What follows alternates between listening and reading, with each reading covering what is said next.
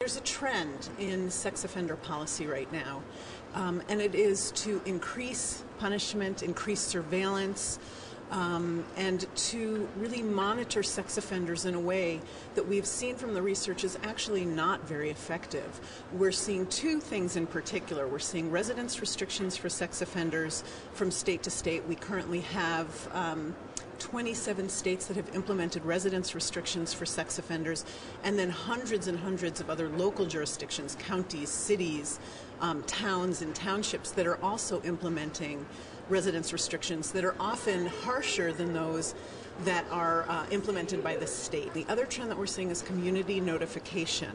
And that is something actually that's now mandated at the federal level. We're seeing 50 states, 197 Indian tribes, and the 5 U.S. territories are all mandated by the federal government to implement a particular form of community notification.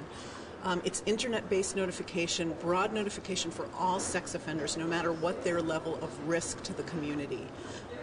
Both of these things are things that we have good, solid research on that show us that, in fact, these are not the methodologies that we need to put into place to keep sex offenders from reoffending.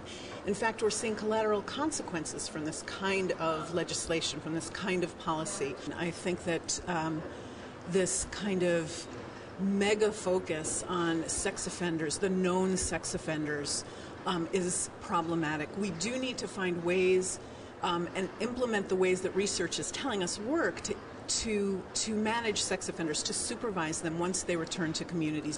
What we need to be looking at is risk and protective factors, who is at risk to perpetrate, who we can keep from perpetrating in the future, so that the focus really needs to be moving towards primary prevention and also bringing more of a collaborative approach to how we respond to known sex offenders. I think that a really important point for us to be focusing on is the role that victim advocacy can play in primary prevention, in the management of sex offenders.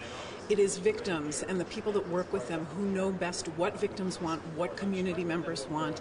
We need to be listening to them.